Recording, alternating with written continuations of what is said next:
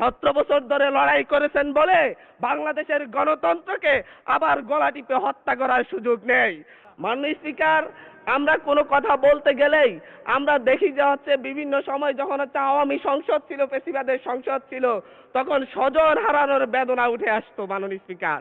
এখনো দেখা যাচ্ছে আমরা যখনই গণতন্ত্রের কথা বলি, যখনই স্থানীয় সরকারকে আমরা শক্তিশালী করার কথা বলি, তখন বলা শুরু করে আমরাই তো গণতন্ত্রের প্রবক্তা, আমরাই তো নতুন করে বাংলাদেশকে গণতন্ত্র উপহার দিয়েছি, আমরাই তো বাংলাদেশে নতুন গণতন্ত্রের পুনর্জন্ম দিয়েছি। 17 বছর ধরে আমরা লড়াই করেছি। 17 বছর ধরে লড়াই করেছেন বলে বাংলাদেশের গণতন্ত্রকে আবার গলা টিপে হত্যা করার সুযোগ নেই। আবার মাগুরা নির্বাচনের মতো আজকে বগুড়ার নির্বাচন এবং শেরপুর নির্বাচনের কাজ ছবি দেখেছি আমরা মাননীয় স্পিকার। আমরা যখনই ফেসবুকে ঢুকি, আমরা যখনই দেখি যে বিভিন্ন সংবাদ মাধ্যমে ধানের শীষে ছাপ্পা সিল মারা হচ্ছে মাননীয় স্পিকার।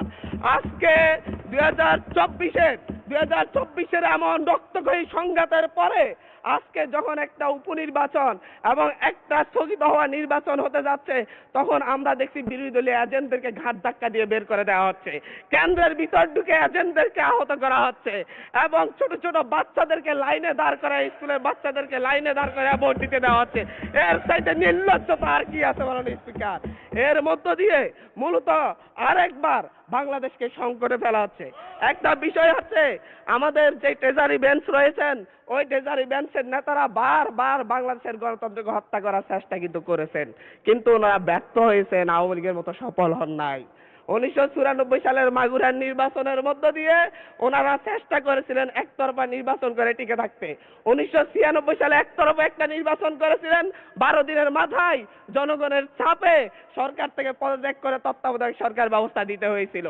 আবার 2006 সালে এসে বিচারপতির 2 বছর মেয়াদ বাড়িয়ে তারপর আবার ক্ষমতায় থাকার বন্দী করেছিলেন, কিন্তু বাংলাদেশের জনগণ সেই সুযোগ দেয় নাই।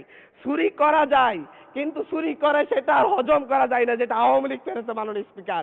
ঠিক একইভাবে 2024 সালে এসে এখন 2026 সালে এসে এখন আবার চুরির ধান্দায় নেমেছে এবং চুরি করে, আমি আবারও বলছি, বিএনপি যতই চেষ্টা করুক আওয়ামী লীগ আর হইতে পারবে না মাননীয় স্পিকার।